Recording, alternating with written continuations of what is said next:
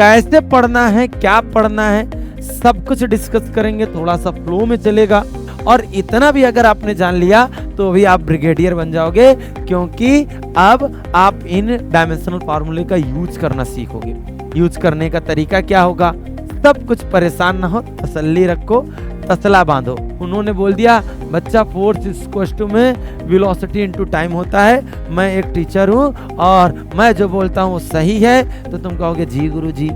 जी नहीं कहोगे, तुम कहोगे रुको रुको, थमो थमो गुरुजी, पहले हम चेक करना चाहते हैं। हेलो हेलो हेलो प्यारे बच्चों, कैसे हो?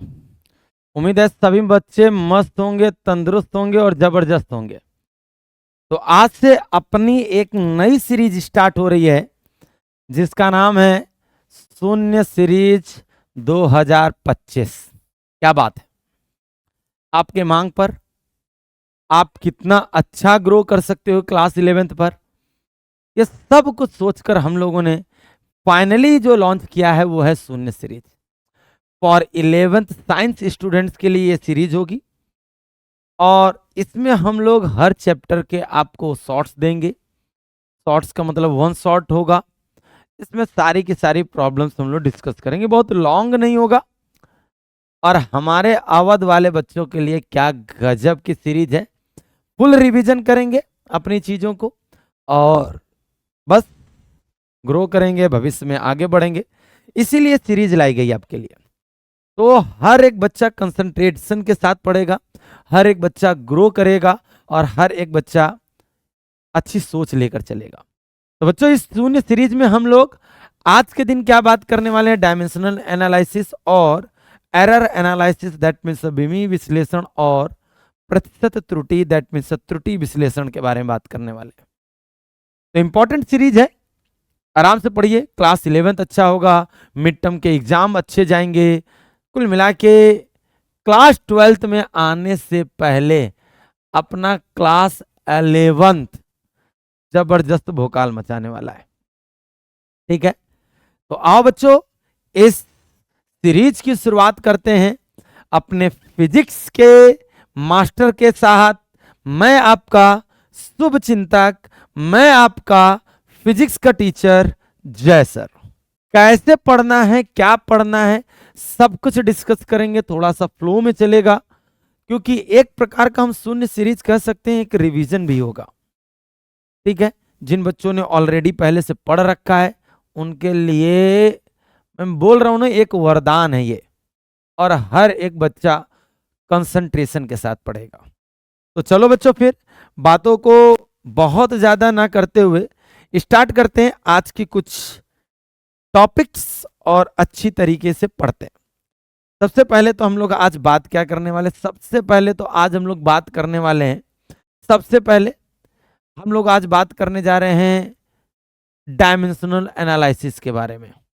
ठीक है, आज सबसे पहले हम लोग बात करेंगे डायमेंशंस के बारे में, मीन्स हम लोग बात करेंगे बीमा के बारे में। बीमा पढ़ने से पहले हमें कुछ चीजें जाननी चाहिए। फिजिकल क्वांटिटी क्या होती है, पहले भी हमने डिस्कस किया है। वे क्वांटिटी जिसको मेजर कर सकते हैं, वे क्वांटिटी जिसको हम नाप सकते हैं, माप सकते हैं, वो सारी की सारी फिजिकल क्वांटिटी होती है। लंबाई, मास मीन्स लंबाई हो गई, द्रव्यमान हो गया, ताप हो गया, धारा हो गई, इन सबको नाप सकते हैं और ये सब एक प्रकार की फिजिकल क्वांटिटी है। लेकिन याद रखिएगा, किसी भी फिजिकल क्वांटिटी को मेजर करने के लिए न्यूमेरिकल वैल्यू भी चाहिए और यूनिट भी चाहिए। मतलब हम ऐसा नहीं कह सकते हैं कि किसी, मान लो हमारी लंबाई 6 फीट है तो 6 तो बोलेंगे, साथ में फीट भी बोलेंगे। मीन्स किसी भी फिजिकल क्वांटिटी को मेजर करने के लिए दो चीजें चाहिए, एक न्यूमेरिकल वैल्यू और एक उसकी यूनिट। इसीलिए बच्चों, अगर हम बात करें न्यूमेरिकल वैल्यू और यूनिट के बीच अगर ग्राफ खींचा जाए तो यह ग्राफ हमेशा रेक्टेंगुलर हाइपरबोला होता है, मीन्स अति परवलयाकार होता है। याद रखिएगा। सर ऐसा क्यों, आप ही बताओ। 1 मीटर बराबर 100 सेंटीमीटर होता है। यूनिट जितनी छोटी होगी, यूनिट जितनी छोटी होगी उसकी न्यूमेरिकल वैल्यू उतनी ही बड़ी होगी। आप बताओ, मीटर तो सेंटीमीटर से बड़ा होता है ना, लेकिन उसकी न्यूमेरिकल वैल्यू छोटी है कि नहीं। तो इसका मतलब n आपको नजर आ रहा होगा, n जो है वो इनवर्सली प्रोपोर्शनल टू u है। इसलिए n और u के बीच खींचा गया जो ग्राफ होगा वो हमेशा क्या होगा, रेक्टेंगुलर हाइपरबोला अति परवलयाकार होगा। बहुत अच्छी तरीके से एक एक पॉइंट को क्लियर करेंगे, हर चीजें हम लोग बिल्कुल अच्छी तरीके से क्लियर करेंगे। अब बच्चों ये फिजिकल क्वांटिटी दो टाइप की होती है, एक होती है फंडामेंटल क्वांटिटी, एक होती है मूल राशियां। Which quantity does not depends to the another quantity, वे राशियां जो अन्य राशियों पर निर्भर नहीं करती उन्हीं को हम लोग कहते हैं फंडामेंटल क्वांटिटी। बहुत अच्छे, बहुत ही ज्यादा अच्छे। सर ये कौन कौन सी फंडामेंटल क्वांटिटी होती हैं? ये फंडामेंटल क्वांटिटी एक नहीं बच्चों 7 होती हैं। ये फंडामेंटल क्वांटिटी कितनी होती हैं? 7 होती हैं। बिल्कुल अच्छी तरीके से डिस्कस करेंगे। ये 7 कौन कौन सी होती हैं? आप सभी प्यारे बच्चे जानते हो, द्रव्यमान, लंबाई, समय, ताप, विद्युत धारा, पदार्थ की मात्रा, ज्योति तीव्रता। इंग्लिश में बात करें तो इसी को बोलते हैं mass, length, time, temperature, current, quantity of substance and luminous intensity. ये 7 फंडामेंटल क्वांटिटियां होती हैं जो कि अन्य क्वांटिटी पर बिल्कुल भी डिपेंड नहीं करती हैं। अब हमने बोला ना, किसी भी फिजिकल क्वांटिटी को मेजर करने के लिए क्या चाहिए? न्यूमेरिकल वैल्यू और साथ साथ उनकी यूनिट। तो बच्चों इनकी यूनिट्स होती हैं। अब कोई बच्चा पूछे सर यूनिट्स क्या होती हैं, इसको भी थोड़ा सा फोकस कर लीजिए। तो आप सभी लोग जानते हो हमने यूनिट्स को कुछ सिस्टम में डिवाइड किया है। हमने यूनिट्स को कुछ सिस्टम में डिवाइड किया, कुछ पद्धति में डिवाइड किया है, और वो पद्धतियां एक नहीं, दो नहीं, 3 होती हैं। सबसे पहले क्या होती है? सबसे पहले हम बोलेंगे एफपीएस। सबसे पहले क्या होती है? एफपीएस। एफपीएस का मतलब क्या होता है? Foot pound second. Foot pound second. आराम आराम से सभी बच्चे जरा ध्यान से सुनेंगे। अगर हम बात करें सेकंड की, अगर सेकंड की बात करेंगे तो वो होती है सीजीएस। सर सीजीएस क्या होती है? सेंटीमीटर। क्या होती है? सेंटीमीटर। फिर क्या होती है बच्चों? ग्राम। फिर क्या बच्चों? सेकंड। बहुत अच्छी बात है। अब अगर बात करें एमकेएस क्या होती है, मींस अगली और लास्ट क्या होती है? एमकेएस। एमकेएस क्या होती है? Metre, kilogram, second. अब जरा देखो यहां पर केवल और केवल 3 ही फिजिकल क्वांटिटी को मेजर कर रहे हैं। एक तो हम लेंथ को मेजर कर रहे हैं, एक तो हम मास को मेजर कर रहे हैं, एक तो हम टाइम को मेजर कर रहे हैं। अब जरा देखो, मतलब ये जितने भी सिस्टम थे इसमें केवल और केवल 3 ही फंडामेंटल क्वांटिटी ली गई। 3 ही फंडामेंटल क्वांटिटी ली गई। लेकिन जरा ध्यान से सुनिए, हमने अब तक केवल 3 ही फंडामेंटल क्वांटिटी ली, लेकिन बस आगे हमने इन सिस्टम को थोड़ा सा डेवलप किया और एक नया सिस्टम लाया जिसे हमने बोला एसआई सिस्टम, दैट मीन्स अंतरराष्ट्रीय पद्धति, इंटरनेशनल सिस्टम ऑफ यूनिट। और हमने एसआई सिस्टम इसलिए लाए क्योंकि अब हमने फंडामेंटल क्वांटिटी, इसमें मूल राशियों को हमने कितने लिए? 7 मूल राशियां ली। मतलब ये देखो, ये हमारे पास सिस्टम होता, मतलब यूनिट को हमने 3 पार्ट में पहले डिवाइड कर रखा था। मतलब ये होता था एफपीएस, सीजीएस, एमकेएस। लेकिन दिक्कत ये थी कि हमने केवल इनको, मतलब अगर हम बात करें एफपीएस सिस्टम में केवल 3 ही फंडामेंटल क्वांटिटी थी। अगर हम बात करें सीजीएस में भी 3 ही फंडामेंटल क्वांटिटी थी। अगर हम बात करें एमकेएस में भी तो 3 ही फंडामेंटल क्वांटिटी थी। बट 1971 के बाद हमने इसको थोड़ा सा डेवलप किया और इसको थोड़ा सा डेवलप करके हमने एक नई, मतलब एक नया सिस्टम जोड़ा जिसका नाम था SI system, international system of unit. इसी को बोलते हैं अंतरराष्ट्रीय पद्धति। और इसमें कितनी फंडामेंटल क्वांटिटीज थी? इसमें कितनी मूल राशियां थी? तो बच्चों इसमें मूल राशियां 7 थी। अब वो 7 मूल राशियां कौन सी थी वही आप लोग आगे देख रहे हो। ये 7 मूल राशियां हैं। ये 7 मूल राशियों के मात्रक हैं और ये मात्रक उनके एसआई पद्धति में है, मतलब अंतरराष्ट्रीय पद्धति में। जैसे कि आप देख पा रहे हो, लंबाई, द्रव्यमान का किलोग्राम, लंबाई का मीटर, समय का सेकेंड, ताप का केल्विन, विद्युत धारा का एम्पियर, पदार्थ की मात्रा का मोल और ज्योति तीव्रता का क्या? कैंडेला। अब सवाल ये उठता है बच्चों, ये किलोग्राम, मास, सेकंड, केल्विन, एम्पियर, मोल, कैंडेला होता है, बट सवाल ये उठता है सर ये डायमेंशन क्या होती है, विमा क्या होती है? मूल राशियों के मात्रकों के ऊपर लगने वाली घात को ही एक्चुअली में हम लोग विमा कहते हैं। Means power of units of the fundamental quantity called the dimension. Dimension है क्या? किसी मूल राशियों के मात्रकों के ऊपर लगने वाली घात है पावर। किसके ऊपर लगनी चाहिए? फंडामेंटल क्वांटिटी के यूनिट्स के ऊपर लगनी चाहिए। ध्यान से पढ़िएगा सही प्यारे बच्चे। अब पावर लगाएंगे, लेकिन किस पर लगाएंगे, इसके लिए एक हमने इंडिकेशन ढूंढा। इनका फर्स्ट कैपिटल लेटर चुना, मतलब अगर आपको कभी किलोग्राम स्क्वायर नजर आ जाए तो हम डायमेंशन रिप्रेजेंट करने के लिए उसे एम स्क्वायर लिखेंगे। बात समझ में आ रही? मीन्स डायमेंशन अगर आपको वीमा लगानी है तो आप इतने बड़े यूनिट्स के ऊपर मत लगाइए, आप सीधे मास को एम से रिप्रेजेंट करिए, लेंथ को एल से, टाइम को टी से, टेम्परेचर भी टी हो जाएगा इसलिए केल्विन को के से, एम्पियर को ए से, मोल को म्यू से, कैंडिला को सी डी से। अगर आपको पावर लगानी है तो इनके ऊपर लगाइए और यही बनेंगे हमारे डायमेंशन। क्लियर? सही प्यारे बच्चों को, थोड़ा सा फ्लो में भी चलेगा और अपने अवध वाले बच्चों के लिए क्या बेहतरीन बात है। पढ़ा हम लोगों ने उधर और यहाँ रिवीजन जबरदस्त। सभी बच्चे रिवीजन कर सकते हैं, अच्छी तरीके से कर सकते हैं, पढ़ सकते हैं, बट जो एक बार पढ़े होंगे उनके लिए ये एक वरदान होगा। अब बच्चों ये डिराइव्ड क्वांटिटी क्या होती है, दैट मीन्स व्युत्पन्न राशियां क्या होती हैं। ये वे राशियां होती हैं बच्चों, डिराइव्ड क्वांटिटियां वे होती हैं जो फंडामेंटल क्वांटिटी पर डिपेंड करती हैं।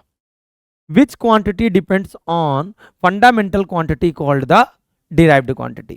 मतलब वे राशियां जो मूल राशियों पर ही निर्भर करती हैं उन्हीं को हम लोग डिराइव्ड क्वांटिटी कहते हैं। और अंदर की बात बताएं, अंदर की उन 7 को छोड़ करके और आगे 2 मिलेंगी, 9 को छोड़कर जो तुम सोचो वो सब डिराइव्ड क्वांटिटी, वो सब व्युत्पन्न राशियां हैं। मतलब बच्चों जरा ध्यान से सुनिएगा सभी प्यारे बच्चों।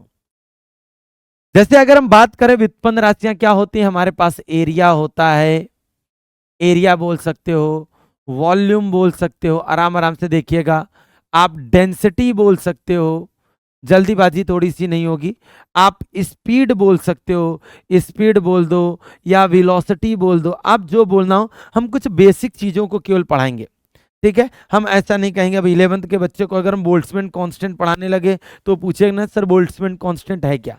इसलिए जो ऑलरेडी कभी ना कभी पढ़ी है उन्हीं के हम डायमेंशन निकालना सिखाएंगे। एरिया मतलब क्या, क्षेत्रफल हो गया, ये हो गया आयतन, ये बच्चों हो गया घनत्व, जो भी चीजें हो आप बताओ, ये हो गया चाल कहो या वेग कहो, बात एक ही है, ठीक है।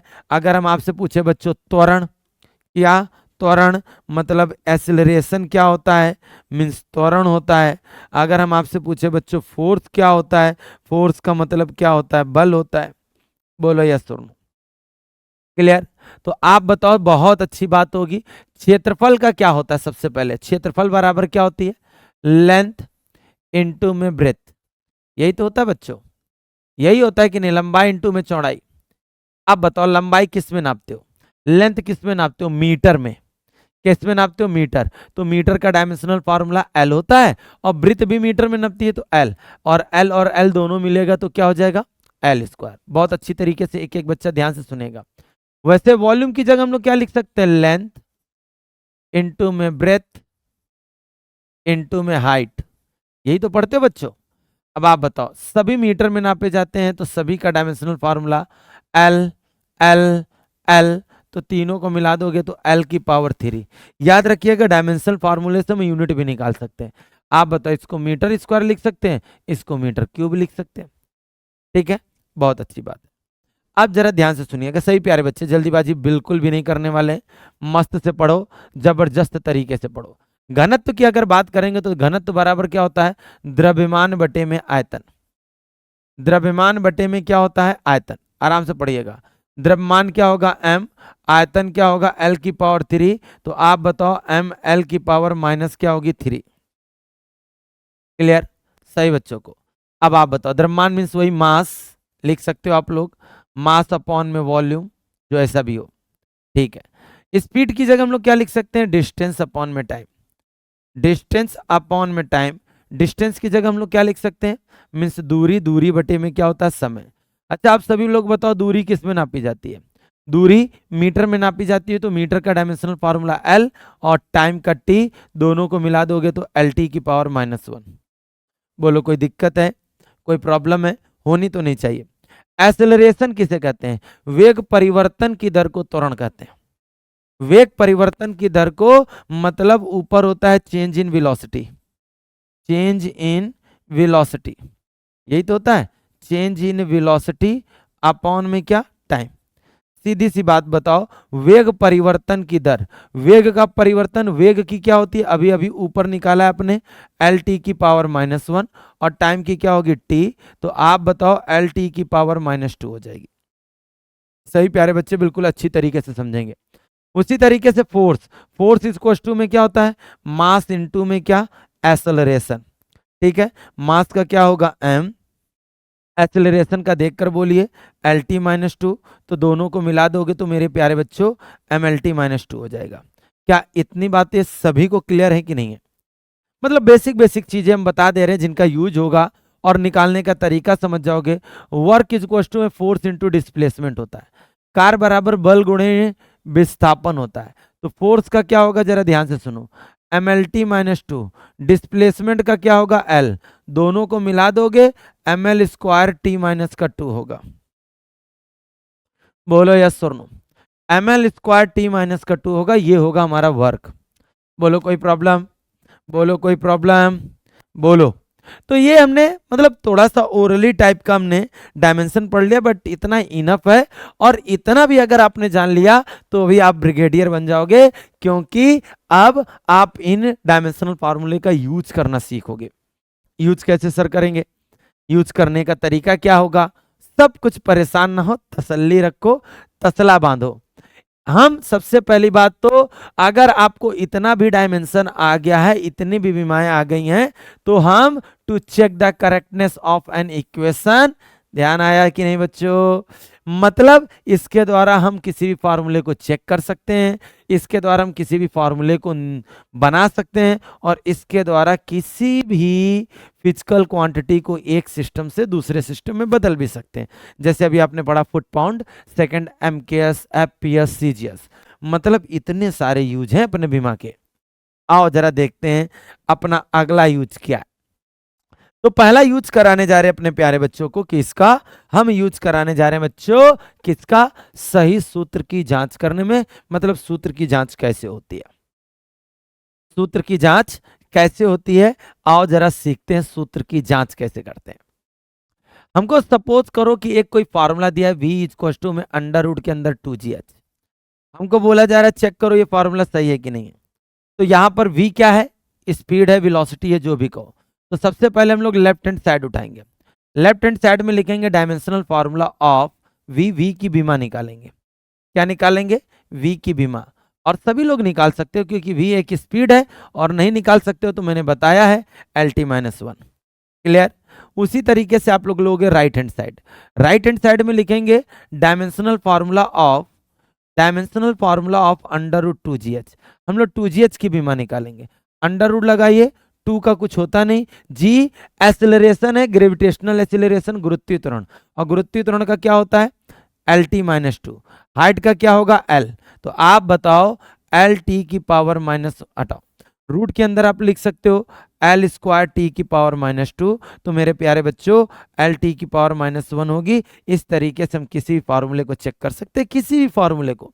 मान लो तुम्हारे स्कूल में एक गुरु जी आए, उन्होंने बोल दिया बच्चा फोर्स इक्वल में वेलोसिटी इनटू टाइम होता है, मैं एक टीचर हूं और मैं जो बोलता हूं सही है, तो तुम कहोगे जी गुरु जी, जी नहीं कहोगे, तुम कहोगे रुको रुको, थमो थमो गुरु जी, पहले हम चेक करना चाहते हैं। हम कहेंगे कैसे चेक करोगे, लेफ्ट हैंड साइड निकालोगे, लिखोगे डायमेंशनल फार्मूला ऑफ एफ। आप बताओ डायमेंशनल फार्मूला एफ मींस, कहने का मतलब बल का भीमी सूत्र क्या होगा। तो अभी अभी थोड़ी देर पहले निकाला है एम एल टी -2, कोई बात नहीं सर। अच्छा, अब अगर मैं बोल दूं बच्चों राइट हैंड साइड ले लो, राइट हैंड साइड में अगर मैं अपने बच्चों से बोलूं डायमेंशनल फार्मूला ऑफ वीटी क्या होगा, डायमेंशनल फार्मूला ऑफ वीटी क्या होगा, वी क्या है स्पीड, स्पीड का क्या होगा एल टी -1t। आप बताओ, यहां तो केवल एल बचेगा ना, इससे तो ये कैंसिल हो जाएगा। Left hand side, left hand side, left hand side does not equal to the right hand side. अगर left hand side right hand side के इक्वल नहीं है, दैट मीन्स ये फॉर्मूला पूरी तरीके से इनकरेक्ट है। बोलो यस और नो, बात समझ में आई कि नहीं आई। तो इस तरीके से हम किसी भी फार्मूले को चेक कर सकते हैं by the dimensional formula. Yes और नो? एक एक बच्चा बिल्कुल अच्छी तरीके से कंसंट्रेट होकर पढ़ेगा भाई, कंसंट्रेट होकर पढ़ेगा। कोई फार्मूला हो, आपको फार्मूला दिया जाएगा। अब सबसे पहली बात, अगला क्वेश्चन आ रहा है। क्वेश्चन क्या बोलेगा कि हम डायमेंशनल फार्मूले का सेकंड यूज क्या करेंगे। डायमेंशनल फार्मूले से हम किसी भी फार्मूले को बना सकते हैं। बनाने का मतलब क्या है, क्वेश्चन क्या बोलेगा, जैसे ऐसे बोल दिया जाए, एक पार्टिकल है जो कि एक सर्कुलर मोशन कर रहा है। एक पार्टिकल है जो कि सर्कुलर मोशन कर रहा है, वृत्तीय पथ पर गति कर रहा है। तो बोला जा रहा है उस पर लगने वाला बल कितनी बातों पर डिपेंड कर रहा है। Force depends on mass, velocity, radius. आप समझो क्या बोला जा रहा है, वृत्तीय पथ पर गति करता हुआ कोई कण है जिस पर लगने वाला बल कितनी बातों पर निर्भर कर रहा है। द्रव्यमान वेग और वृत्तीय पथ की त्रिज्या पर निर्भर कर रहा है, radius of the circular path. अब बोला डायमेंशनल फार्मूले से इन फार्मूलों को बनाइए, इनमें रिलेशन निकालिए। तो बड़ा आसान होता है बच्चों, बहुत आसान होता है। देखो कैसे होता है, आप ऐसे निकालोगे। देखो फोर्स जो है वो कितनी बातों पर डिपेंड कर रहा है, मास पर, वेलोसिटी पर, रेडियस पर। द्रव्यमान पर निर्भर कर रहा है, वेग पर निर्भर कर रहा है और त्रिज्या पर भी निर्भर कर रहा है। तो इसके लिए हम लोग क्या करेंगे, इसकी पावर a मान लेंगे, इसकी पावर b, इसकी पावर c। जितनी बातों पर डिपेंड करे सबको उसके डायरेक्टली प्रोपोर्शनल बना लीजिए। अब जरा देखिए, प्रोपोर्शनल का मार्क हटाइए, कांस्टेंट के लाइए, m की पावर a, v की पावर b, r की पावर c और इक्वेशन नंबर फर्स्ट बनाकर यहीं पर छोड़ दीजिए। इतना करने के बाद आपको कुछ भी नहीं करना है, ध्यान से सुनना है मेरी बातों को। फोर्स का डायमेंशनल फार्मूला mlt-2 होता है। कांस्टेंट का कोई भी डायमेंशनल फार्मूला नहीं होता है। मास का m होगा। आप बताओ वेलोसिटी का lt की पावर -1 होगा और रेडियस का l होगा।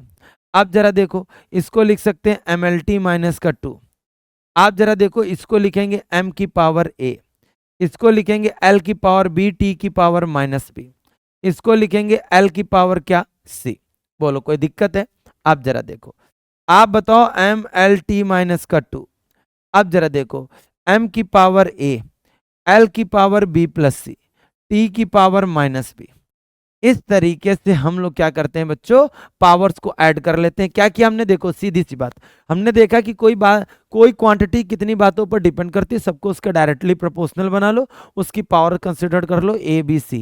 लेकिन याद रखिएगा, ये इसमें डायमेंशनल फार्मूले में एक और प्रॉब्लम है। प्रॉब्लम क्या है, ये केवल 3 फिजिकल क्वांटिटी का ही रिलेशन दे सकती है। अगर तुम कहोगे कि चौथे फिजिकल क्वांटिटी पर भी डिपेंड कर रही है तो उसमें रिलेशन बताओ, तो यहां पर डायमेंशनल फार्मूला यूज नहीं होगा। ये केवल 3 ही क्वांटिटी तक का रिलेशन देगी। बात समझ में आ रही? बहुत अच्छी बात है। अब देखो, लेफ्ट साइड का डायमेंशनल फार्मूला निकाला, राइट साइड का डायमेंशनल फार्मूला निकाला, पावर को अंदर ऐड किया, बेस सेम थी, पावर को ऐड कर दिया।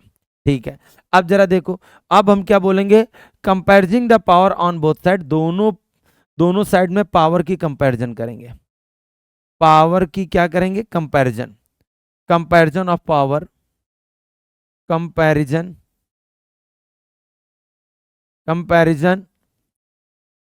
Of power on both sides, on both sides. आप बताओ, दोनों साइड्स में हम पावर की क्या करेंगे, कंपैरिजन करेंगे। कैसे करेंगे, ध्यान से सुनिएगा। बेस सेम है। अब देखो, इधर m की पावर कितनी है, a, तो इधर m की पावर 1 है। ध्यान से देखिएगा, इधर l की पावर b प्लस c है, तो प्यारे बच्चों इधर l की पावर क्या है, 1। इधर t की पावर -b है, तो इधर t की पावर -2 है। तो आप बताओ b बराबर 2 हो जाएगा। b की वैल्यू याद रखोगे, 2 + c बराबर 1, तो c की वैल्यू -1 होगी।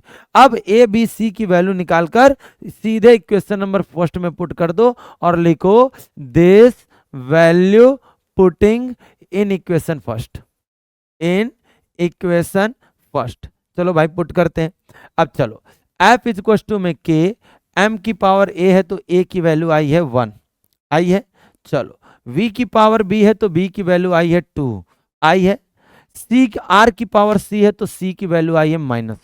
तो आप बताओ, अगर दोनों को सबको मिलाकर लिखे तो हम इसको ऐसे नहीं लिख सकते हैं, mv² अपॉन में क्या, r। बताओ, एफ इज इक्वल टू में M V square upon R लिख सकते हैं। और देखो कितना सिंपल पैटर्न है कि हमने सब में रिलेशन भी निकाल लिया। बोलो, आई बात की गोई बात। अब कह दो सर जी हमको एक और एग्जाम्पल समझा दो। लो मैं ऐसे बता रहा हूं, एक सिंपल पेंडुलम है। एक सिंपल क्या है? पेंडुलम है। ध्यान सुनिएगा, एक सिंपल पेंडुलम है, ठीक है। सिंपल पेंडुलम का टाइम पीरियड होता है टी। क्या है? Time period. टाइम पीरियड है मीन्स आवर्त काल है। अब क्वेश्चन क्या बोल रहा है? टाइम पीरियड कितनी बातों पर डिपेंड कर रहा है? ध्यान से सुनिएगा, टाइम पीरियड दो बातों पर डिपेंड कर रहा है, लेंथ पर डिपेंड कर रहा है और जी पर डिपेंड कर रहा है। तो बोला जाएगा डायमेंशनल फार्मूले का यूज करते हुए इनमें रिलेशन निकालो। डायमेंशनल फार्मूले का यूज करते हुए इसमें रिलेशन निकालो। बहुत आसान तरीके से निकलेगा। तरीका क्या है पहले ये बताओ। टाइम पीरियड आवर्तकाल दो बातों पर डिपेंड कर रहा है, सबको डायरेक्टली प्रोपोर्शनल बनाओ। और मेरे अपने प्यारे राजा बेटा को बताया था इसकी पावर ए और इसकी पावर क्या होगी? बी होगी। सीखो, सिखाया जा रहा है। आप बताओ, प्रोपोर्शनल का मार्क कटेगा, कांस्टेंट आएगा, एल की पावर ए जी की power B. Equation number first क्या सिखाया था? क्या सिखाया था? लेफ्ट हैंड साइड का डायमेंशनल फार्मूला निकालो। आप बताओ, टाइम पीरियड का टी, कांस्टेंट का कुछ नहीं, लंबाई का होगा एल। आप बताओ जी एक्सेलरेशन त्वरण का क्या होता है? एल टी की पावर -2। अब देखो इधर कुछ है नहीं तो इधर हम एल की पावर 0 लिख सकते हैं, टी लिख सकते हैं। क्यों लिख सकते हैं? क्यों किसी की पावर 0 होती है उसकी वैल्यू 1 होती है। इधर देखो एल की पावर क्या होगी? आप बताओ, इसकी पावर बी। एल की पावर ए है, एल की पावर बी है, टी की पावर -2 भी है। तो आप बताओ एल की पावर 0 इंटू में टी, इधर एल की पावर ए प्लस बी, इधर टी की पावर -2 बी। बोलो यस और नो। अब जरा ध्यान से सुनिएगा बच्चों, अगर बेस सेम है तो पावर क्या होगी? कंपैरिजन में लाओगे। आप बताओ a plus B is equal to में l की पावर यहाँ a प्लस बी है तो इधर l की पावर 0 है, इधर t की पावर -2 भी है तो इधर t की पावर 1 है। तो मेरे प्यारे बच्चों b की वैल्यू आ जाएगी -1/2। जब यहाँ पर रखोगे -1/2 तो आप बताओ a की वैल्यू आ जाएगी 1/2। बताओ इस तरीके से हम लोग a b की वैल्यू निकालेंगे। t इज इक्वल टू में k, l की पावर a की वैल्यू 1/2। आप बताओ g की पावर -1/2 आई है। आप बताओ t इज इक्वल टू में k, एल की पावर 1/2, जी की पावर 1/2। आप बताओ टी इक्वल टू में के, अंडर रूट के अंदर एल अपॉन जी। देखिए हम रिलेशन निकाल पा रहे हैं कि नहीं निकाल पा रहे हैं। तो इस तरीके से बच्चों हम लोग रिलेशन को फाइंड कर लेते हैं। बोलो क्लियर? अब जरा देखते हैं, अब जरा देखते हैं। मैंने बोला ना रिवीजन मिल रहा है बच्चों को, और मुझे ऐसा लगता है कि एक बार फ्लो बना दोगे तो आप बिल्कुल गर्दा उड़ा ही दोगे। अब जरा देखो, बोला जा रहा है किसी भौतिक राशि को एक मात्रक पद्धति से दूसरे मात्रक पद्धति में बदलना है, किसी फिजिकल क्वांटिटी को एक यूनिट से दूसरे यूनिट में बदलना है। और अभी अभी आपने पढ़ा था, अच्छा 1 मीटर है उसी को 100 सेंटीमीटर लिख सकते हो। मतलब क्वांटिटी तो लेंथ ही है, Q बराबर NU। तो आप बताओ हम इसको ऐसे नहीं लिख सकते हैं N1 U1 इक्वल टू में N2 U2। सर क्यों लिख सकते हैं? क्यों बेटे, ये हो गया N1, ये हो गया U1, ये हो गया N2, ये हो गया U2। आप बताओ N1 U1 बराबर N2 U2 हो गया कि नहीं? क्लियर? सही प्यारे बच्चों को, बस कंडीशन है कि फिजिकल क्वांटिटी सेम होनी चाहिए। मतलब लेंथ थी तो हमने इक्वल कर दिया। अब जरा देखो ऐसे क्वेश्चन को कैसे डील करने के लिए आएगा। बोलेगा एक मरकरी है, एक क्या है? मरकरी है, एक पारा है। पारे की डेंसिटी 13.6 इंटू 10⁻³ किलोग्राम पर मीटर क्यूब है। अब क्वेश्चन क्या बोलेगा? इसे ग्राम पर सेंटीमीटर क्यूब में बदलिए। Oh my God. अब आधे बच्चे कहेंगे ओ माय गॉड सर ये कैसे निकलेगा? कैसे नहीं निकलेगा, ये अच्छे तरीके से निकलेगा। निकालने का तरीका देखो क्या करेंगे। हम इसको लिखेंगे N1, ये उसका यूनिट होगी, हम उसका निकालेंगे डायमेंशनल फार्मूला। N2 हमें पता नहीं है, ठीक है, इसका हम निकाल लेंगे डायमेंशनल फार्मूला और फार्मूला यूज कर देंगे N1 U1 इक्वल टू में N2 U2। अब यहां पर इसकी यूनिट ना लिखकर यूनिट का डायमेंशनल फार्मूला लिखेंगे। अब ये तुमको तभी समझ में आएगा जब तुम ये देखोगे कि बदलना किसको किस में। आप बताओ MKS को किस में बदलना है? सीजीएस में। सर हमको नहीं पता चला ये एमकेएस कैसे? क्यों बाबू, ये किलोग्राम मीटर नहीं है, ये ग्राम सेंटीमीटर नहीं है, और किलोग्राम मीटर क्या होता है एमकेएस में। बोलो सभी को आया कि नहीं आया? सभी को जबरदस्त तरीके से आना चाहिए, एक एक तरीका बिल्कुल मस्त होना चाहिए बस। आप बताओ n1 की वैल्यू 13.6 इंटू 10⁻³ U1, इसका डायमेंशनल फार्मूला बताओ। किलोग्राम का m, मीटर का l, ऊपर जाएगा तो ml⁻³ अंदर की बात बताए तुमको, जो इधर लिखो वही इधर ही लिखा करो, ठीक है, क्योंकि फिजिकल क्वांटिटी तो सेम है, डायमेंशनल फार्मूला भी सेम होगा। इधर लिखेंगे 1 वाले पार्ट तो इधर लिखेंगे 2 वाले पार्ट। n2 इक्वल्स टू में 13.6 इंटू 10⁻³ m1 अपॉन में क्या लिखोगे m2। सर कैसे आया? इसको इधर नीचे लेकर आए, L1 अपॉन में L2 की होल पावर -3। मैंने एक ही चीज कहा है आपसे, एक चीज पर ध्यान देना है, क्या? किसको किस में बदल रहे हैं? एमकेएस को किस में बदल रहे हो? सीजीएस में बदल रहे हो। एमकेएस को किस में बदल रहे हो? सीजीएस में बदल रहे हो। तो 1 वाला पार्ट ये है, 2 वाला पार्ट ये है, मतलब जरा देखो n2 बराबर 13.6 गुणे 10⁻³ m1। आप बताओ इसका 1 वाला पार्ट रखेंगे किलोग्राम में, 2 वाला पार्ट रखेंगे ग्राम में। सर ऐसा क्यों? मैं बार बार बोल रहा हूं 1 वाला पार्ट एमकेएस में है, 2 वाला पार्ट सीजीएस में। अब जरा देखो, इसकी जगह मीटर लिखेंगे, इसकी जगह सेंटीमीटर लिखेंगे। अब प्यारे बच्चों को कितना आसान तरीके से आएगा। आप देखो n2 बराबर 13.6 इंटू 10⁻³ लिखोगे, किलोग्राम में कितने ग्राम होते हैं? 1000 ग्राम होते हैं। क्या बात है, क्या बात है, क्या बात है?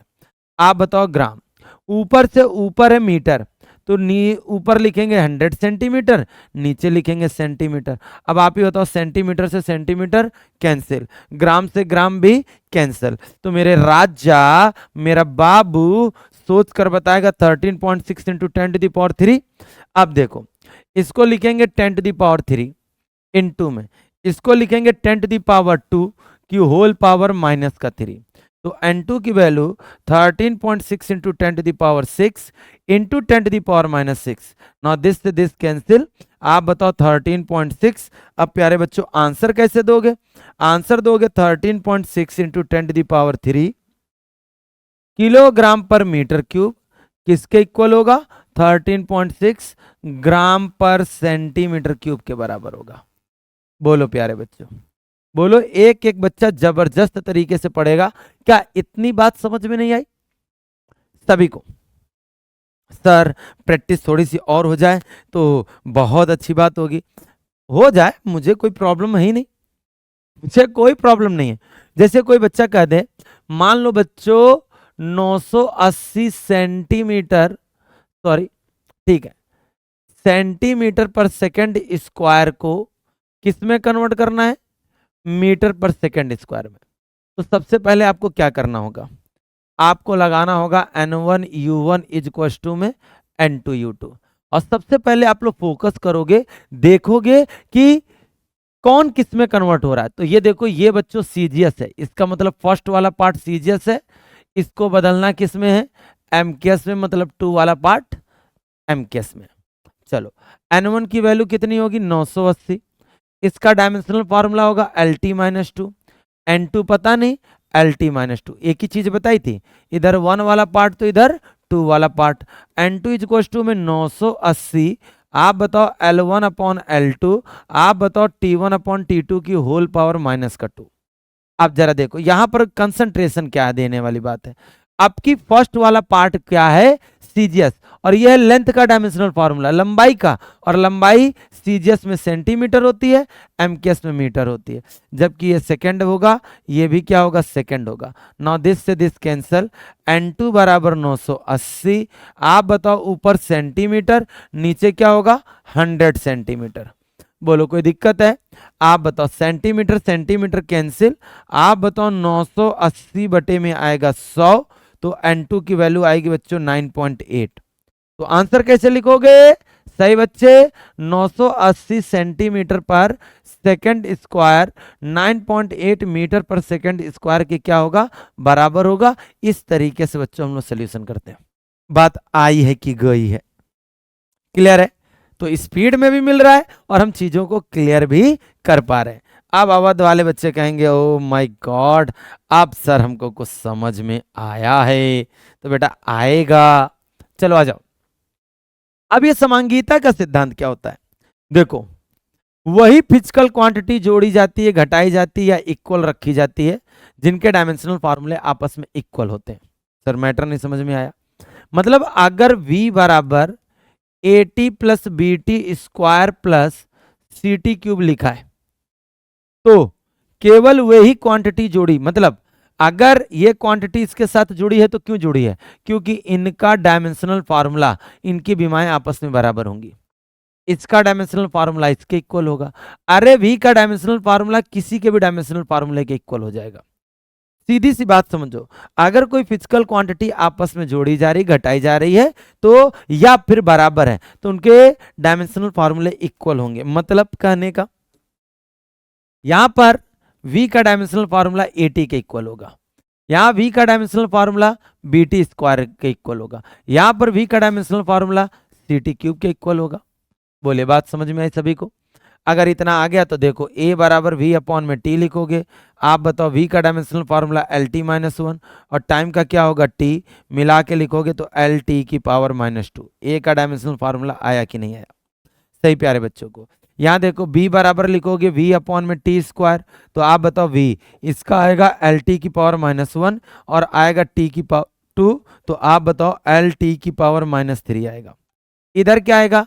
c बराबर v अपॉन में टी क्यूब करेंगे, आप बताओ c बराबर L T minus one upon में t की पावर थ्री, तो आप बताओ c का डायमेंशनल फार्मूला एल टी की पावर माइनस फोर।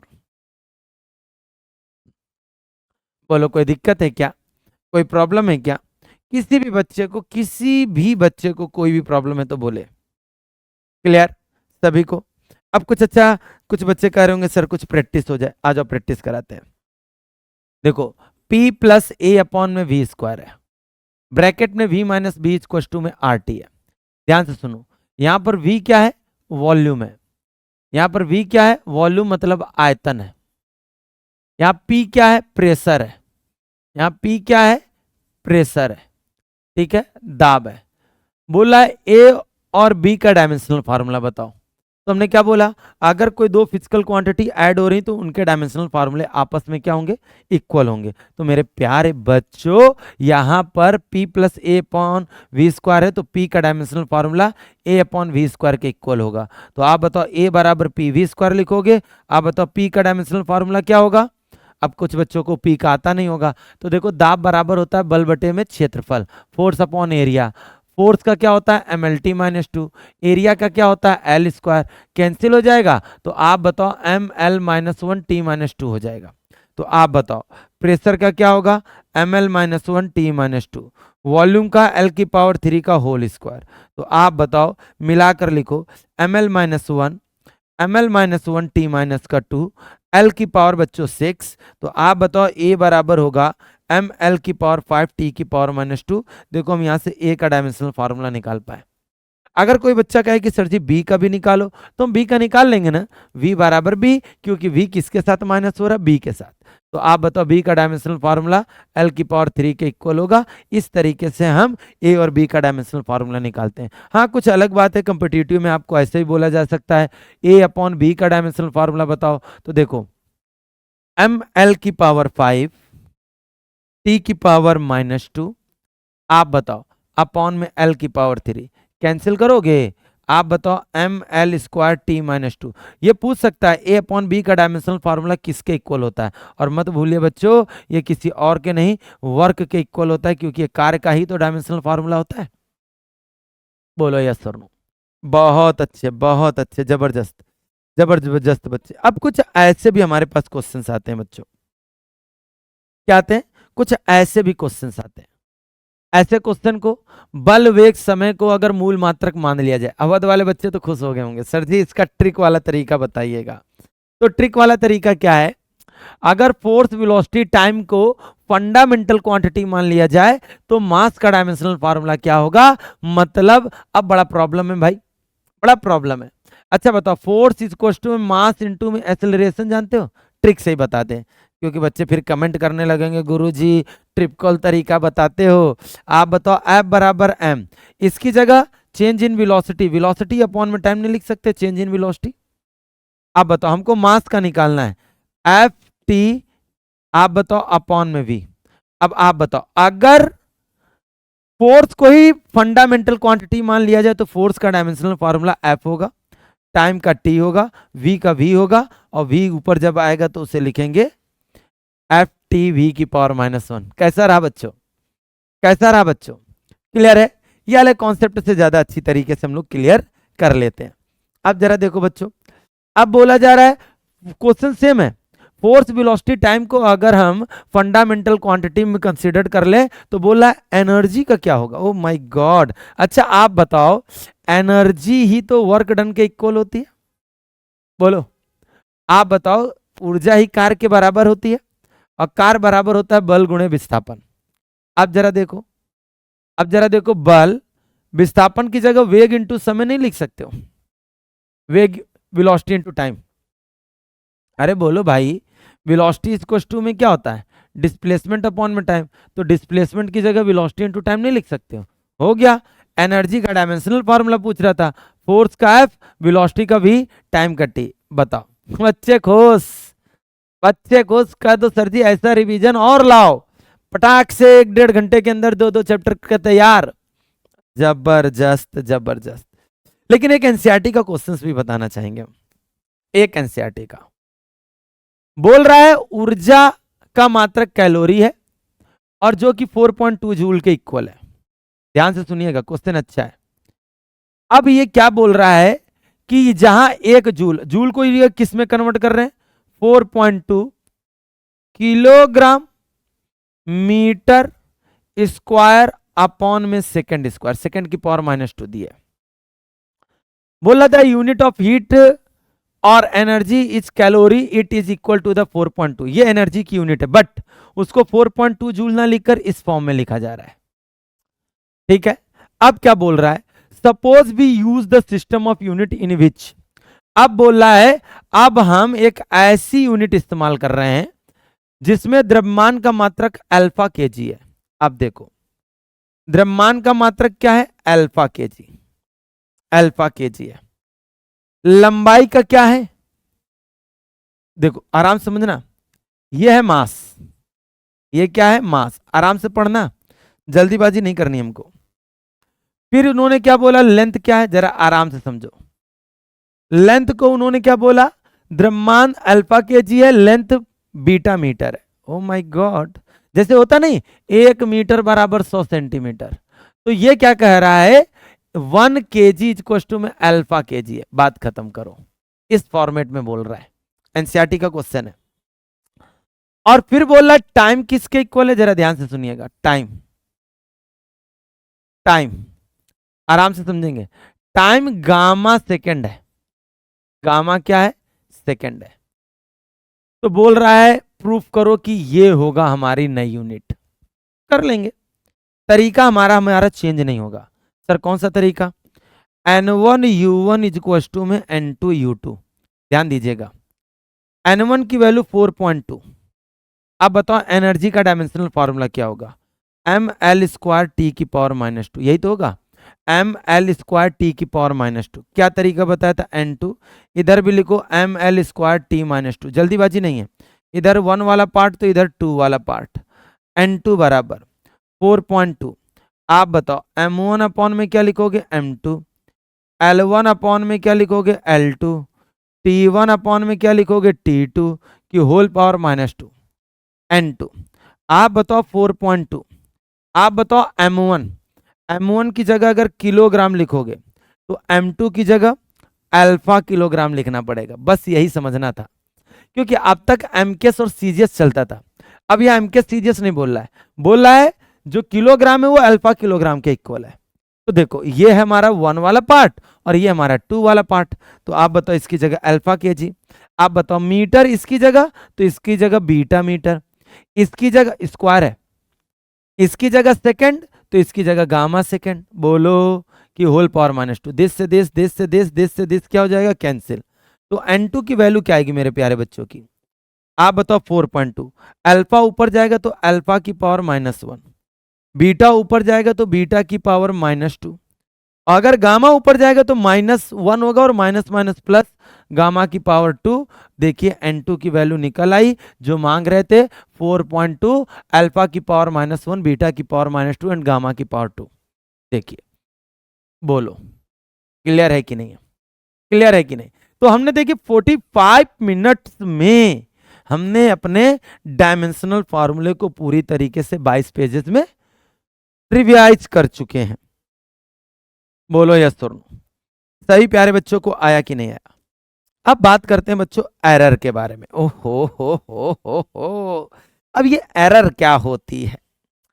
देखो भाई, एक मान लो लड़का है, लड़का नहीं है, मान लो लड़की है।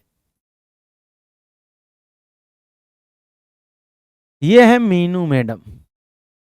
कौन सा मैडम? ये है मीनू मैडम। अब ये मीनू मैडम, अब आप तो जानते हो भाई छोटी होती हैं, तो ये मान लो मीनू मैडम कितने फीट की हैं? 4 फीट की हैं। ठीक है, अब ये 4 फीट की हैं, बट जब किसी स्टूडेंट ने मेजर किया इनकी लंबाई तो वो 4.1 मेजर किया, किसी ने 4.2 मेजर किया, लेकिन रियल में इनकी लंबाई कितनी थी? 4 फीट। रियल में थी इतनी, जब मेजर किया तो कितनी आई? 4.1। तो कहीं ना कहीं आपसे कुछ गलती हो रही कि नहीं हो रही? Means there is always some difference between the real value and measured value called the error. Called the error. त्रुटि क्या है? मापी गई माप तथा वास्तविक मान के अंतर को ही हम लोग त्रुटि कहते हैं। मीन्स डिफरेंस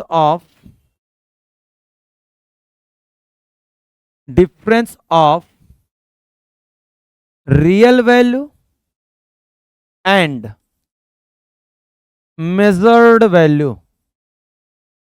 मेजर्ड वैल्यू मतलब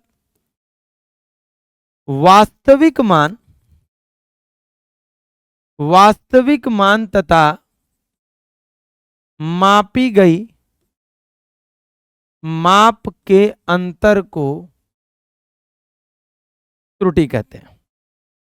क्लियर? क्लियर? सही प्यारे बच्चों को एक एक पॉइंट क्लियर होना चाहिए। ठीक है, अब एरर तो पता चल गया भाई। अब एरर कई टाइप की होती है। एरर कई टाइप की होती है। कौन कौन सी एरर सर? एक तो होता है एरर इन सम।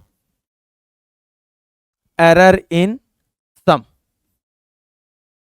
पहली बात एक और समझ, सपोज करते हैं, एक सपोज करते हैं कि किसी स्टूडेंट ने किसी फिजिकल क्वांटिटी, कोई एक फिजिकल क्वांटिटी थी, भौतिक राशि, एक फिजिकल क्वांटिटी को n टाइम्स मेजर किया, x1, x2, x3 that that dash n times. अब आप बताओ, आप अगर मैडम की लंबाई 10 बार नापोगे तो आपसे गलती होने के चांसेस कितने हैं? 10 बार है। तो अब सवाल ये उठता है कि सर जी, जब हम हर बार गलते नापेंगे, किसी स्टूडेंट ने किसी फिजिकल क्वांटिटी को n टाइम्स मेजर किया, कितने टाइम्स मेजर किया? n टाइम्स मेजर किया। ठीक है, n बार नापा। तो कहा तो सर जी, जब हर बार गलती करेंगे तो हमको फिर रियल वैल्यू कब नजर आएगी? तो बच्चों, अगर रियल वैल्यू निकालना चाहते हो, जिसको हम वास्तविक मान बोलते हैं, वास्तविक मान, या इसी को माध्य मान भी बोलते हैं, इसी को औसत मान भी बोलते हैं, तो बच्चों ये कैसे निकलेगा? सवाल उठता है। रियल वैल्यू बोलो या इसी को मीन वैल्यू भी बोलते हैं, एवरेज वैल्यू भी बोलते हैं।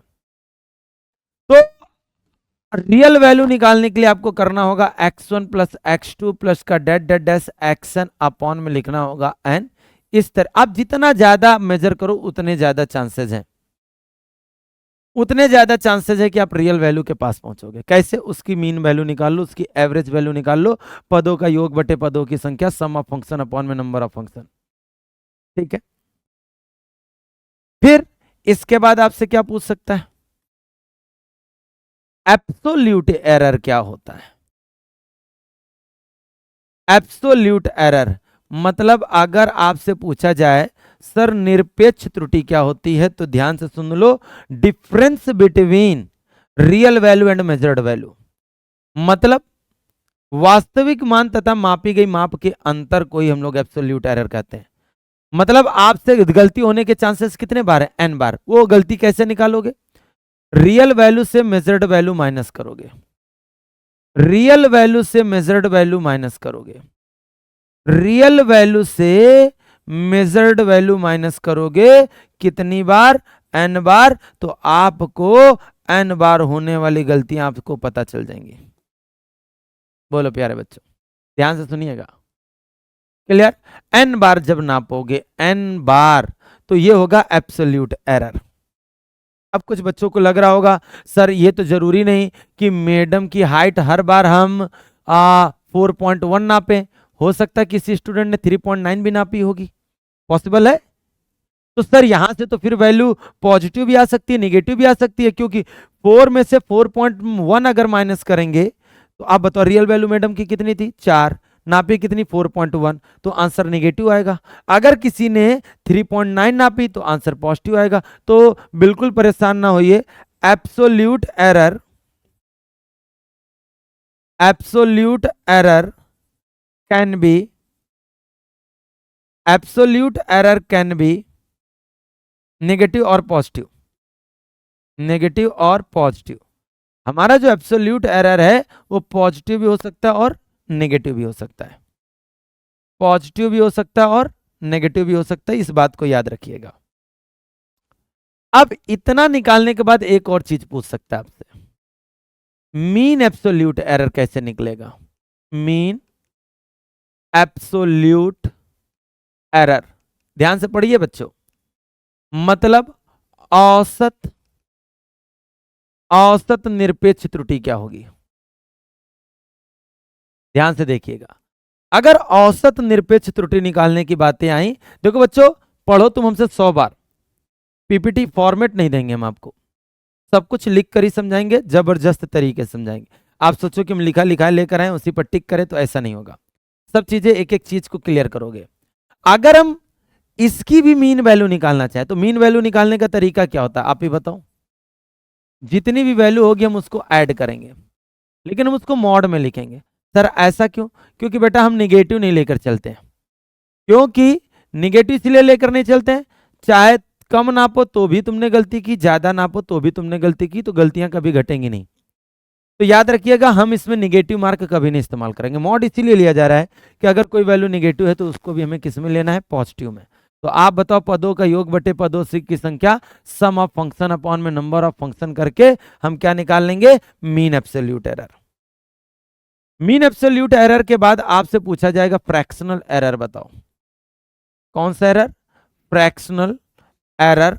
फ्रैक्शनल एरर का मतलब भिन्नात्मक त्रुटि क्या होती है, कौन सी त्रुटि, भिन्नात्मक त्रुटि। कुछ नहीं होता बच्चों, फ्रैक्शनल एरर कैसे किसे कहते हैं, mean absolute error, mean absolute error upon में रियल वैल्यू, रियल वैल्यू। आराम से देखिए बच्चों, मतलब हमने क्या बोला, मतलब हमने बोला औसत निरपेक्ष त्रुटि, निरपेक्ष त्रुटि और वास्तविक मान के अनुपात को, वास्तविक मान के अनुपात को कहेंगे। अब बताओ मीन एब्सोल्यूट एरर क्या आया है, डेल्टा एक्स, और रियल वैल्यू क्या आई है, एक्स। तो आप बताओ डेल्टा एक्स अपॉन एक्स को ही हम लोग क्या बोलेंगे, मीन एब्सोल्यूट एरर। आराम से पढ़िएगा बच्चों। लेकिन अगर यहीं पर एक पॉइंट पूछ लिया जाए, परसेंटेज एरर क्या होगा, परसेंटेज एरर क्या होगा, मतलब प्रतिशत त्रुटि क्या होगी, कुछ नहीं होगी, मजाक होगा। प्रतिशत त्रुटि क्या होगी, तो अगर प्रतिशत त्रुटि पूछी जाएगी तो वो होगा delta x upon x into में क्या होगा, 100। वो होगा delta x upon x into में क्या, 100 ये होगा हमारा। किसी स्टूडेंट ने किसी फिजिकल क्वांटिटी को n टाइम्स मेजर किया तो उस n टाइम्स में होने पर मेजर करने पर उससे गलतियां कितने बार होने की चांसेस हैं, n बार। तो रियल वैल्यू ऐसे निकलेगी, एब्सोल्यूट एरर ऐसे निकलेगा, मीन एब्सोल्यूट एरर ऐसे निकलेगा, फ्रैक्शनल एरर निकलेगा, फिर प्रतिशत त्रुटि निकलेगी, मींस परसेंटेज एरर। क्लियर सही बच्चों को। अब अगर हम एप्लीकेशंस ऑफ एरर के बारे में बात करें तो एरर किसमें हो सकता है, एरर इन सम। सम मतलब जोड़ने में त्रुटि, जोड़ने में त्रुटि। कैसे, मान लो बच्चों दो फिजिकल क्वांटिटी हैं, दो फिजिकल क्वांटिटी ए और क्या है, बी है। तो अगर इनको जोड़ना है तो हम कैसे करेंगे, दोनों क्वांटिटी को जोड़ देंगे। अब अगर जोड़ में हमको एरर निकालना है, अगर हमें x का एरर निकालना है तो हम कुछ नहीं करेंगे, a का एरर निकालें, b का एरर निकालें, दोनों को जोड़ दें। और हम लोग इस रिजल्ट को कैसे लिखेंगे, हम लोग रिजल्ट को हमेशा लिमिट एरर के फॉर्म में लिखेंगे। मतलब इसको लिखने का तरीका होता है x प्लस माइनस का डेल्टा x। इसे क्या कहते हैं, इसे बच्चों कहते हैं लिमिट एरर। इसे क्या कहते हैं, लिमिट एरर, मतलब सीमा त्रुटि।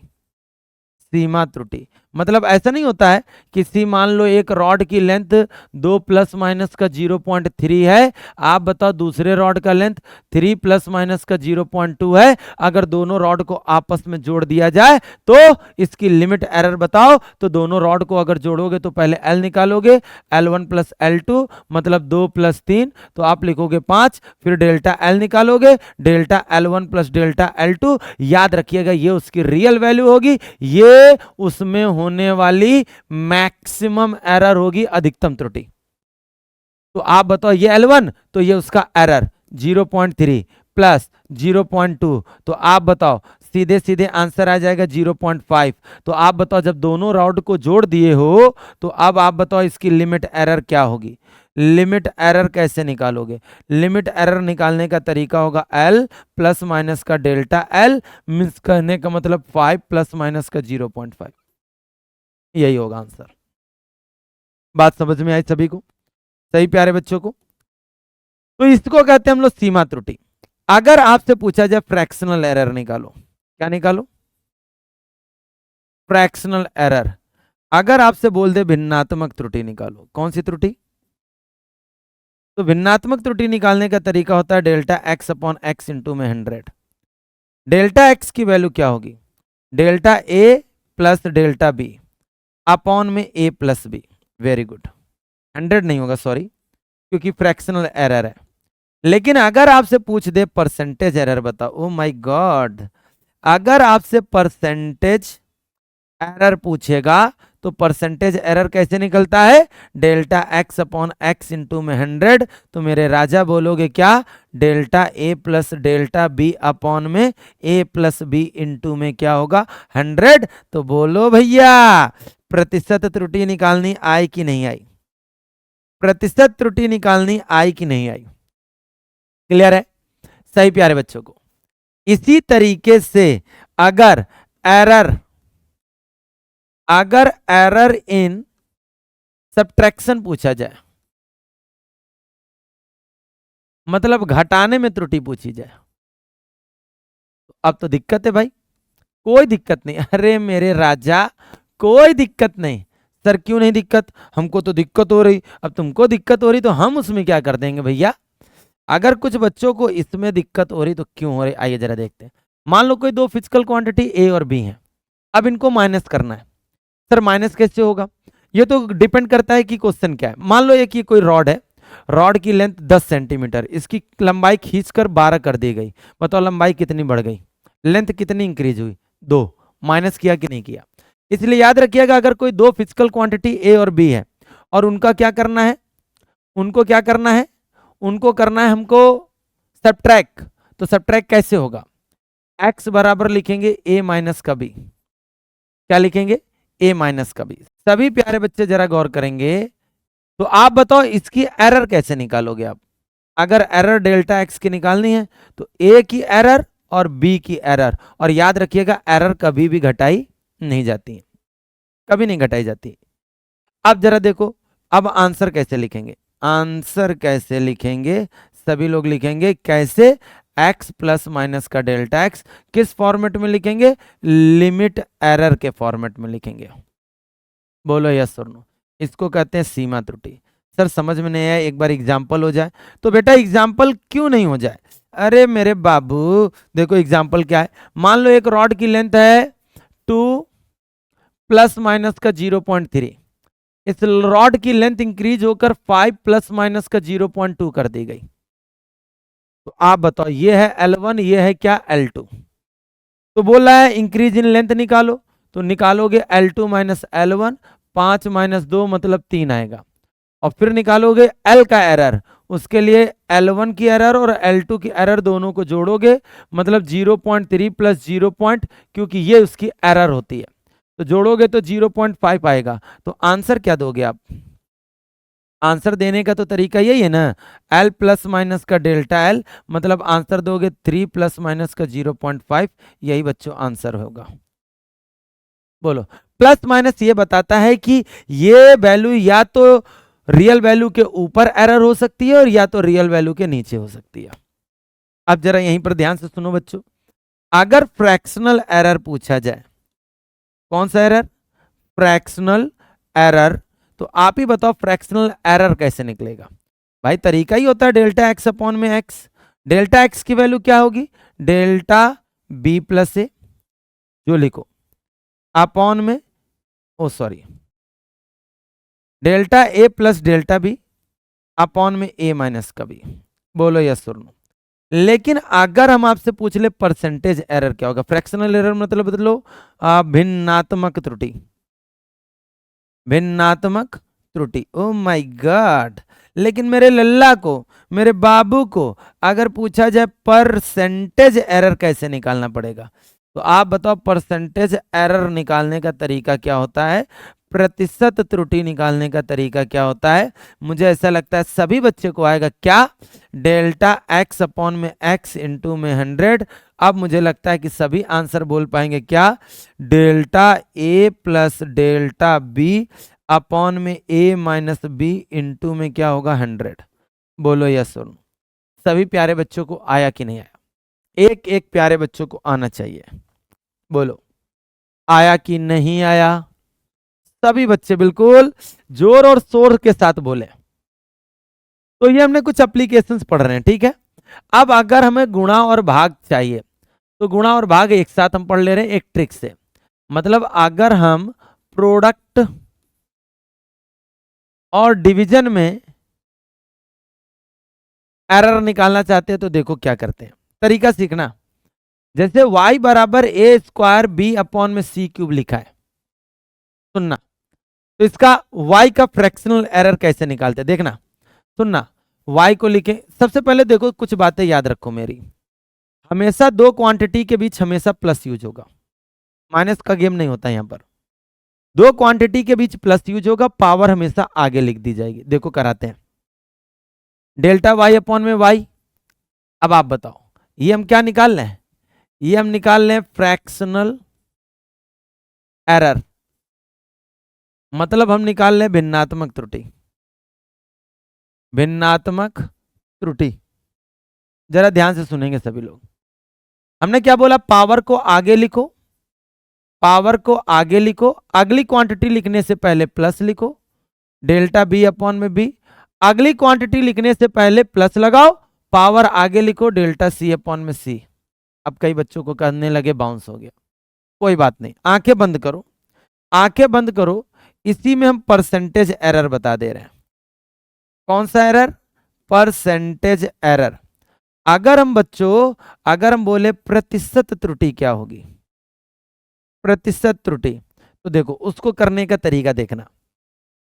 डेल्टा वाई अपॉन में वाई इंटू में 100 होगा, इज इक्वल टू में 2, delta A upon A into में 100 होगा, प्लस डेल्टा बी अपॉन में बी इंटू में 100 होगा, प्लस 3 डेल्टा सी अपॉन में सी इंटू में 100 होगा।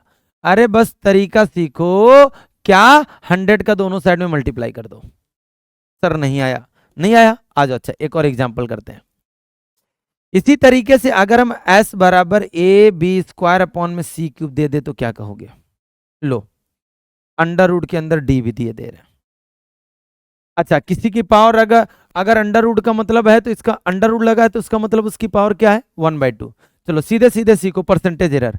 एस को लिखेंगे delta S upon S into में 100। वाओ।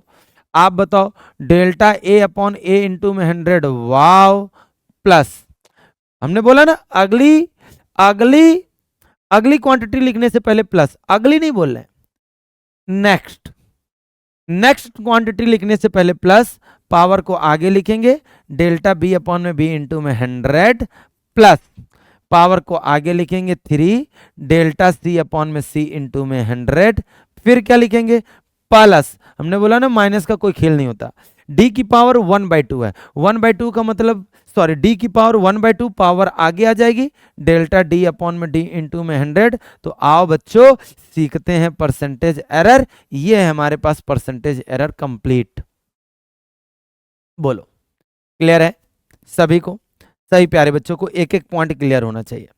जैसे कि कुछ न्यूमेरिकल्स हमने आपके लिए लाए, कुछ न्यूमेरिकल्स कैसे कैसे लाए, गंदे गंदे लाए, अच्छे अच्छे लाए, ये सब आप खुद जानोगे। बोला है ए बराबर दिया गया है पी स्क्वायर अपॉन में क्यू क्यूब, तो बोला ए का परसेंटेज एरर निकालो। पहले हम ए का परसेंटेज एरर कैसे निकालेंगे? डेल्टा ए अपॉन में ए इंटू में 100, पावर आगे लिखेंगे डेल्टा पी अपॉन में पी इंटू में 100 प्लस पावर आगे लिखेंगे डेल्टा क्यू अपॉन में क्यू इंटू में 100। बोलो प्यारे बच्चों, अब क्वेश्चन क्या बोल रहा है? बोल रहा है पी और क्यू का परसेंटेज एरर एक्स और वाई है। बोला पी और क्यू की प्रतिशत त्रुटियां एक्स और वाई हैं, मतलब पी का परसेंटेज एरर एक्स है और क्यू का परसेंटेज एरर वाई है, तो आंसर आ जाएगा 2x प्लस का 3y। बोलो क्लियर है कि नहीं है? क्लियर है कि नहीं सही प्यारे बच्चों को? मैंने बोला था ना सिंपल होगा, सिंपल, कम टाइम में ज्यादा रिवीजन। जबरदस्त सर जबरदस्त। अब जैसे एक आपको न्यूमेरिकल दे रहे हैं, सामने आइए, सामने एक न्यूमेरिकल क्या दे रहे हैं देखिए। P बराबर, ओ माय गॉड सर हम लगा पाएंगे? क्यों नहीं लगा पाओगे? ए क्यूब बी स्क्वायर अपॉन में अंडर रूट के अंदर सी अंडर रूट के अंदर डी। रेडी हो गाइस? रेडी हो? चलो आ जाओ फिर। आप बताओ, इसको लिखेंगे डेल्टा पी अपॉन में पी इंटू में 100, वेरी गुड। इसको लिखेंगे delta A upon A into में 100, वेरी गुड। आप बताओ 2 डेल्टा बी अपॉन में बी इंटू में 100, वेरी गुड। पावर हमेशा आगे आएगी और दो क्वांटिटी के बीच हमेशा प्लस आएगा, ठीक है। और अगर कभी कांस्टेंट हुआ तो याद रखना कांस्टेंट को कभी टेक नहीं करते। तीसरा भी रूल समझ लो। मान लो यहाँ पर 4 पाई स्क्वायर दे दिया, कोई बात नहीं, कांस्टेंट चीजों को हम लोग हटा देंगे। जैसे अभी मैं बोल दूं t बराबर 2 pi under root L upon में जी है, तो देखो डेल्टा टी अपॉन में टी इंटू में 100 होगा। 2 और पाई को हटाओ, एल की पावर 1/2 है, पावर को आगे लाओ डेल्टा एल अपॉन में एल इंटू में 100। बच्चों यहां पर जी भी कांस्टेंट है इसलिए जी को भी नहीं लेंगे। बात आ रही है? क्लियर? अगर क्वेश्चन कहता है कि जी का परसेंटेज एरर भी है तो हम जी लेंगे क्योंकि जी वेरिएबल नहीं है। अगर क्वेश्चन बोल दिया कि नीचे से ऊपर जा रहे तो जी चेंज हो रहा है तो उसमें परसेंटेज चेंज आ सकता है, लेकिन अगर एक ही प्लेस की बात हो रही है तो जी चेंज नहीं होगा, और जब जी चेंज नहीं होगा तो कांस्टेंट चीजों को हमें छोड़ देना होगा। अब यहां पर देखो क्या सिखा रहे थे, पावर आगे आ गई डेल्टा बी। अब देखो सी को हम क्या, सी की पावर 1/2 होगी तो लिखेंगे हाफ डेल्टा सी अपॉन में सी इंटू में 100 प्लस का हाफ, सही बच्चे, डेल्टा डी अपॉन में डी इंटू में क्या होगा 100। आई थिंक एक एक बच्चे को क्लियर होगा। बोलो बच्चों क्या बात है? आप देखो डेल्टा पी अपॉन में पी इंटू में 100, आप बताओ 3, ए का परसेंटेज एरर कितना है? 1% प्लस 2, बी का परसेंटेज एरर कितना है? 3% प्लस हाफ, सी का परसेंटेज एरर कितना है? 4% प्लस हाफ, डी का परसेंटेज एरर कितना है? 2। तो आप जरा सोच कर बताओ 3% प्लस का 6% प्लस का 2% प्लस का 1%, तो 6 4 10 2 12%। बताओ, सीखे कि नहीं सीखे? मैंने बोला था ना, हम लोग बिल्कुल गर्दा उड़ाने के चक्कर में आए आज हम लोग। आओ देखते हैं एक और क्वेश्चन को। एक क्वेश्चन क्या बोलता है, आर बराबर वी अपॉन आई है, वी और आई की वैल्यू दी है। देखो वी है तो ये होगा वी, ये उसका होगा डेल्टा वी, ये होगा आई, ये उसका होगा एरर डेल्टा आई। तो बोल रहा है आर का परसेंटेज एरर निकालो, निकाल लेंगे। लेकिन हम ये आपको अच्छी चीज बता रहे हैं, अगर मैं आपसे बोलूं आर की लिमिट एरर निकालो, हो अगर बोल दिया जाए लिमिट एरर निकालो, मैं अपनी तरफ से क्वेश्चन ऐड कर रहा हूं, ठीक है। लिमिट एरर मतलब सीमा त्रुटि निकालो, तो क्या होगा? सीमा त्रुटि कैसे निकलेगी? निकल जाएगी, क्योंकि सीमा त्रुटि क्या होती है? आर प्लस माइनस का डेल्टा आर। अब हमको आर चाहिए, तो आप बताओ आर बराबर होता है वी अपॉन में आई, दिया गया है आर, वी की वैल्यू 100 है, आई की वैल्यू बच्चों 10 है, सॉल्व करके 10 आ जाएगा। अब सवाल ये उठता है कि सर जी अब डेल्टा आर कैसे निकालें? मत बोलो आर बराबर वी अपॉन आई होता है, मत बोलो इसको डेल्टा आर अपॉन आर लिखेंगे, मत बोलो डेल्टा वी अपॉन वी लिखेंगे, मत बोलो डेल्टा आई अपॉन में आई लिखेंगे, क्योंकि प्लस ही होता है, माइनस होता नहीं है। क्लियर सभी प्यारे बच्चों को? क्लियर है कि नहीं है? चलो delta R is equal to में आर, ब्रैकेट में डेल्टा वी अपॉन में वी, प्लस का डेल्टा आई अपॉन में आई। अब जरा देखो डेल्टा आर, आर की वैल्यू हम लोगों ने 10 निकाल ली है, डेल्टा वी की वैल्यू बताओ कितनी है?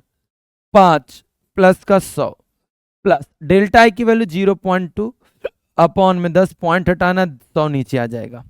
तो डेल्टा आर की वैल्यू 10 इंटू में 7/100, जीरो हटेगा 0.7। तो आप बताओ लिमिट एरर कितनी आएगी? 10 प्लस माइनस का 0.7, क्योंकि आप बताओ डेल्टा आर कितना निकल कर आया? 0.7। अब तो बच्चा खुशी की लहर में दौड़ रहा है, वाह सर जी कम टाइम में पूरा का पूरा पैकेज दिए दे रहे हो आप तो। चलो ठीक है, डेल्टा आर पता चल गया। अगर परसेंटेज एरर पूछा जाए, प्रतिशत त्रुटि पूछी जाए, प्रतिशत त्रुटि पूछी जाए, तो मेरा प्यारा बच्चा बोलेगा डेल्टा आर अपॉन में आर इंटू में 100, डेल्टा आर की वैल्यू 0.7 इंटू में 10 इंटू में 100, पॉइंट हटाओगे 0, 100 से 100 कैंसिल, आंसर कितना परसेंट आएगा? 7%। तो इस तरीके से बच्चों हम लोग क्या लगा लेते हैं? परसेंटेज एरर के भी न्यूमेरिकल्स। क्लियर सभी बच्चों को? सही बच्चों को एक और क्वेश्चन हो जाए, मुझे ऐसा लगता है। सर जी क्या बात है, पूरा का पूरा चैप्टर पढ़ा दे रहे हो। बोला जा रहा था length of 2 rods of measured as follow, 2 rod की लेंथ ये है, मतलब ये इसका L1, ये उसकी एरर, ये उसका L2 और उसकी होने वाली एरर 0.1 है, तो ये हो गया उसका डेल्टा L2। ठीक है, बोला लंबाई का योग निकालो, लंबाइयों का योग, बोला फाइंड द सम, लंबाइयों का योग, योग निकालना है, ध्यान करो। L निकालेंगे L1 प्लस L2 से, आप बताओ 25.2 प्लस 16.8, 0, आप बताओ 42 हो जाएगा, हो जाएगा। L निकल आया। अब हम L का एरर निकालेंगे, तो डेल्टा L1, मैंने जोड़ने का रूल समझा दिया था, अब मुझे कुछ नहीं समझाना। डेल्टा L1 की वैल्यू 0.1, इसकी वैल्यू 0.1, यही है ना? हाँ, तो आप बताओ डेल्टा L आ जाएगा 0.2। क्लियर? तो आप बताओ लंबाई की लिमिट एरर क्या आएगी, लेंथ की लिमिट एरर क्या आएगी, सीमा त्रुटि क्या आएगी? मुझे ऐसा लगता है एक एक बच्चे को आएगा, वो आएगा क्या? L प्लस माइनस का डेल्टा L, L की वैल्यू आई 42.0 प्लस माइनस का 0.2, ये रहेगा बच्चों हमारा परसेंटेज एरर का फाइनल क्वेश्चन। और ये आपके पास हैंड टू हैंड मिल गया परसेंटेज एरर की 29 पेजों की प्रैक्टिस। अब अगर हमने आज पढ़ा क्या है, हमने पढ़ा है बच्चों परसेंटेज एरर पढ़ा है, और मेरे लल्ला पढ़ा है डायमेंशनल फॉर्मूला। बोलो यस और नो, क्लियर है कि नहीं है? इतनी चीजों में हम लोगों ने सब कुछ सीख लिया। अगर होमवर्क की बात करें तो आप बच्चों मेरे ख्याल से फुल रिवाइज कर दो पूरी। अगर फुल लेक्चर को देख लोगे, फुल लेक्चर को देख लोगे, तो आप लोग गर्दा उड़ा दोगे बस। ठीक है, तो ये रही अपनी प्यारी सी छोटी सी क्लास। हाँ, केमिकल वाले हैं सर जी, हर्ष सर जी आएंगे, इसमें कुछ परसेंटेज एरर डालेंगे, कुछ डायमेंशनल फार्मूला डालेंगे और कुछ गैस बनेगी, फास्फेन गैस ना बन जाए। तो कोई नहीं बच्चों, ये है अपनी मस्त से क्लास, मस्त से पढ़ना, अच्छी तरीके से पढ़ना, पूरा रिवाइज करना, जबरदस्त क्लास लगेगी। बट एक बार पढ़ चुके होगे तो मजा आएगी। भाई अवध वाले बच्चे तो खुशी की लहर दौड़ गई, मुझे पता है, मुझे पता है। मुझे अब कहोगे सर जी आपने तो पूरी तरीके से रिवाइज ही करा डाला, तो नहीं कराएंगे। तो बस नेक्स्ट क्लास में मिलते हैं, अच्छे से पढ़ो, तब तक के लिए सभी प्यारे बच्चों को जय हिंद।